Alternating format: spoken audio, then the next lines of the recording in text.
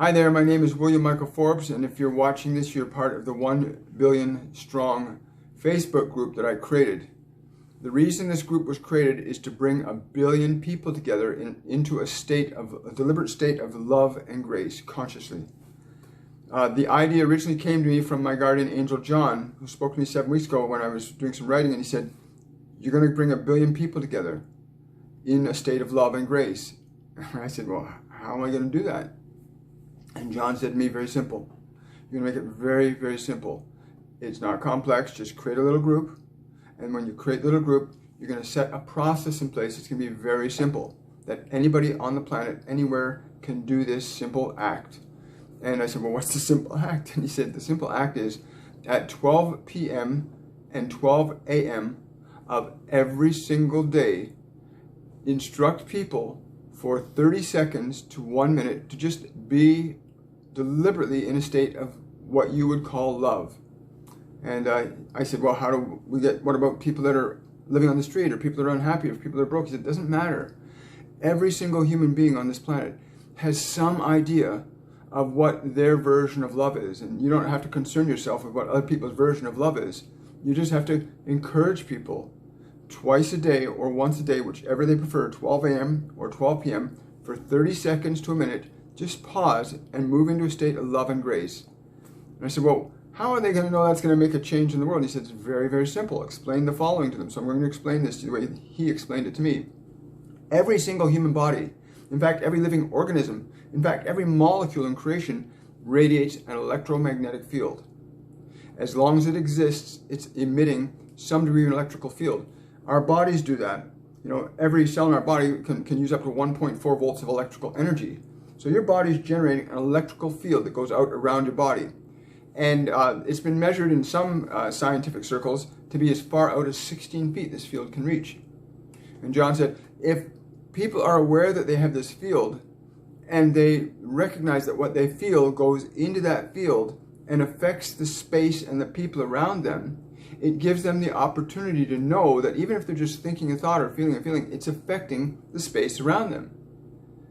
If they understand that for 30 seconds to 1 minute, once or twice a day at 12 a.m. or 12 p.m., moving into a state of love or grace, that you extend that energy in that 30 seconds to 1 minute, he said, that feeling will permeate the field, that 16-foot field around your body. And the people that are around you at that moment will be affected by it to some degree. And he said, this is why not every single person on the planet has to be able to do this. All it takes is 1 billion. 1 in every 7 people. Can you imagine that? If you're walking down the street and 1 of every 7 persons you pass on the street has chosen at least once or twice a day to be in a deliberate state of love. And I asked John, I said, well, what do you think the impact of that will be? And he said, the impact will be incremental in the beginning, but it'll become exponential as it gains momentum, as more and more people at the specific times around the planet, 12 a.m., 12 p.m., for 30 seconds to 1 minute, moving their awareness into a state of love and grace. For that 30 seconds, you don't have to stop and do it. You could do that if you choose. But he said they can be moving in motion and just be in that state. It changes something inside of people when you realize people care around you. I know it does for me when I'm around people that I know are caring people, how I feel. And I know that when I'm working with people, I'm doing readings or I'm teaching classes, that when I'm a caring being, it affects people, and vice versa. We affect each other. And there's an electrical field around our body that's doing it all the time with our thoughts and emotions. Consider this. If all of us understood that truth, if all of us knew that we are radiating our feelings, we are radiating our thoughts, that those thoughts and those feelings are affecting time, space, and matter. And we know this to be true. Think about it. You know, you're sitting on a bus, or you see somebody upset or angry, it affects you. You're watching even a movie on a television screen, and a sad scene or a joyful scene comes up, and it affects you. The electrical energy of thought and emotion induces change, not only in our own physiology, but it induces changes in the space and time around us. And one of the things that John said to me, he said, we are at a critical juncture in human consciousness where the overall dominant emotional state has swung more towards fear than love. It is what's causing a lot of the erratic changes in the electrical expression on the planet called climate. Climate change isn't something affecting us. Humanity is affecting climate change. And I'm not talking about the industrial pollution and stuff like that. They are certainly not helpful. But our emotional state overall that drives us to think and say and do the things we say and do is what's affecting the electrical potential of the planet. The way we eat, the way we drink, the way we sleep, the way we walk, the way we talk are all based in what we're feeling and thinking. And he says this is the element that has to be changed in human consciousness. Humans have to be made aware that their emotional state is electrically affecting time, space, and matter upon this planetary dimension. I said this is the simplest way we could come to a conclusion to present to you, to present to the humans on the planet, how in fact they can begin to correct the electrical imbalances that are happening. You see, he's just saying to me right now, tell him, hail, look at the size of the hailstones we're seeing around the planet now. Some of them are as big as baseballs, softballs. You know, the storms, we're getting mega storms. Science is now proving, and if you want evidence of this, you can go to a group called Suspicious Observers, or the Thunderbolts projects, where they're now proving we live in an electrical universe, and we are electrical beings. If you understand the science behind it, you begin to understand why it becomes so important to be able to elevate our consciousness from a state of fear to a state of love.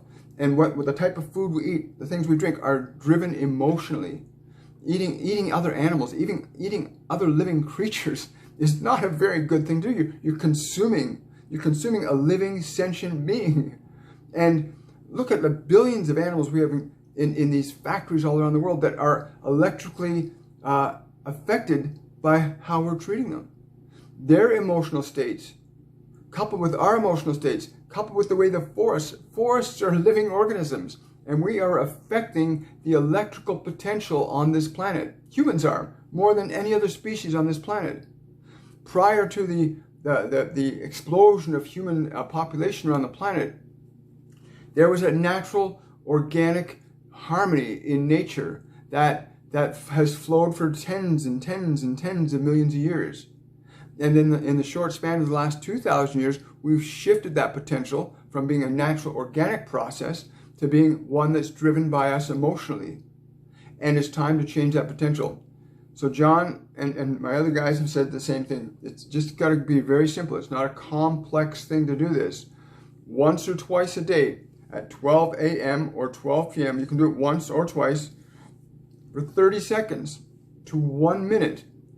Just take that time to move yourself into a state of what you call love.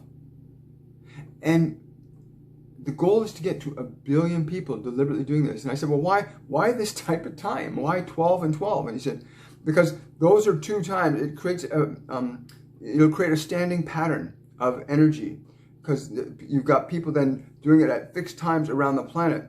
And so you're actually moving the energy like this. I'm trying to describe what they're just showing me, but as everybody at 12, because 12 o'clock here and 12 o'clock somewhere else is different points of time and space. But they are different points of time and space.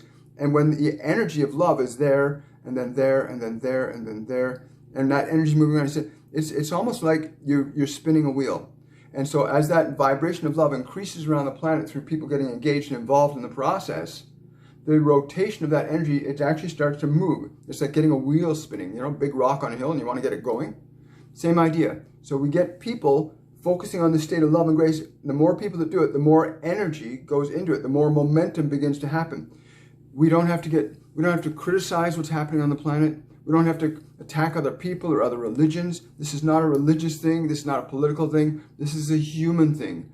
Every single human on the planet, regardless of their religious beliefs, regardless of their cultural predispositions, their sexual orientation, their political affiliations, every single human being fundamentally needs to experience and express love. And ultimately, that's what this comes down to. Reminding our humanity that we are beings that have a choice between love and fear, and that the choice of love or fear produces very different results, not only in our personal lives, but it produces results in the lives of the people around us. It produces results in the lives of the living creatures around us. You know, a state of anger versus a state of love create two completely behaviors.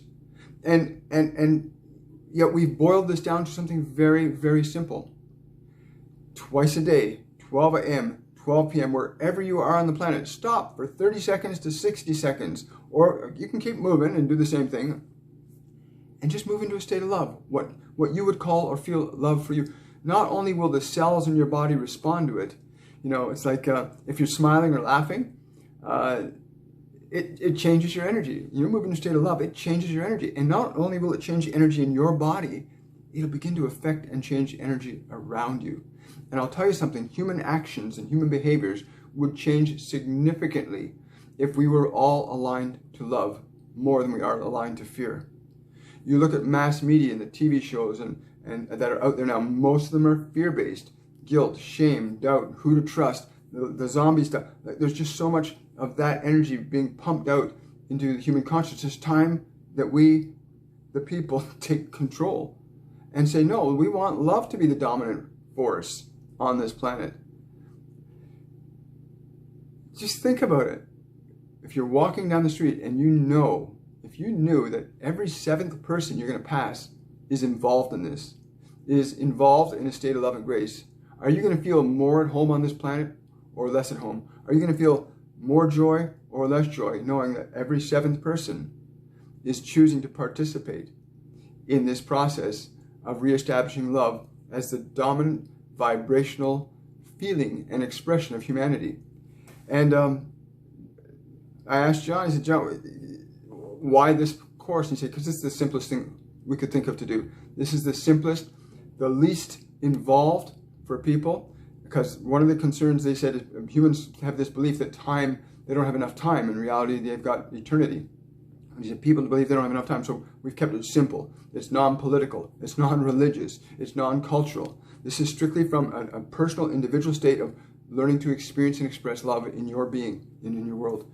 And I really hope that you'll engage in this process. I hope you'll share this process. The goal here is to bring 1 billion people from around the planet together, regardless of their race or their religion or their culture. This is not some social political thing. This is strictly reminding humanity that love needs to become the driving force in what we're doing. We will treat our animals on this planet very differently. I know that we have this beautiful little puppy dog, a little tiny Yorkie, and when I look at her, I think of the cows and the pigs, and they're intelligent living beings. And our need, our belief that we don't have enough drives us to do things that we wouldn't normally do, that aren't healthy for us to do, to eat other living beings. The rule of thumb is don't eat things with faces, you know? Don't eat things with faces, because they're living sentient beings, you know? They're aspects, extensions of the same consciousness that's giving life to every single one of us, that beats every heart. Did you know that? Every single heart on this planet is being operated by the exact same power. Just call it electricity if you like. But I do know this, I myself have already started this process. We've started the group. We're going to be doing a YouTube channel as well for this, and it's strictly really simple. 12 a.m., 12 p.m. Every day. You may do it once or twice, whatever you prefer, for 30 seconds to 1 minute. Just pause or move into a state of what you would call love or grace, and just feel that for that 30 to 60 seconds. And share this idea with other people. It's not political, it's not social, it's not religious, it's none of that stuff. This is very simple. This is about the basic human emotion called love, and learning to cultivate that and re-inject that in a massive way on the human planet, on this planet. Anyway, we invite you to do this, and I'm just following the guidance that I get from my team. Like, there are beings on many dimensions. There are, you know, just as we know that there are ultraviolet rays, but we can't see them, well, there are also different beings on different dimensions that we can communicate with, and that's a whole other realm. I don't want to get into that element, but please encourage the people that you know to get engaged in this process, because we don't have to even say a word to somebody. If you move into a state of love, you can sit beside somebody, and if they're filled with joy and excitement and enthusiasm, you feel that. If they're filled with depression and sadness, it's a different energy. Now imagine that at least 1 in 7 people were to start being in a state of love and grace. What that would mean to you. How would you feel knowing that wherever you're going, there's at least in a room full of 21 people, there's at least 3 people that you know are choosing to be in a state of love.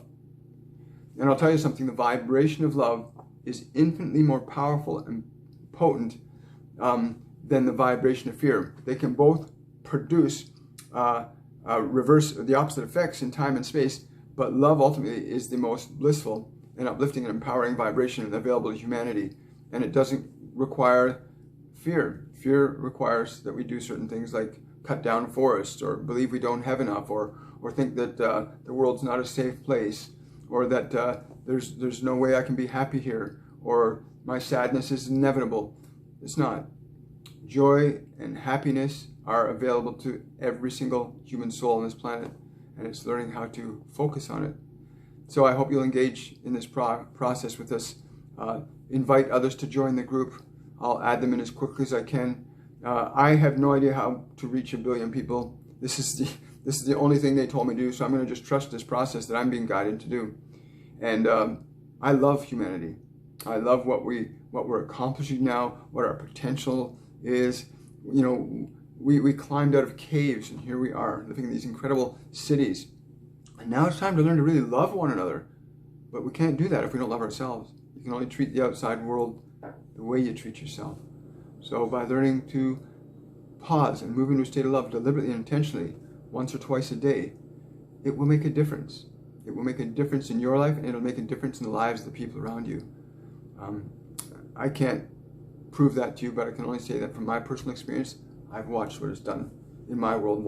I'm watching what it's doing in the world that I experience, and I hope you will too. Anyway, I want to thank you for taking the time. I didn't mean this to be a longer process. They wanted me to keep it much simpler than this, but I've got this part of me that just wants to, I really care about what happens to you. And it's important that you do too, and care about what happens to people around you. Anyway, thank you very much for your time. I really appreciate it.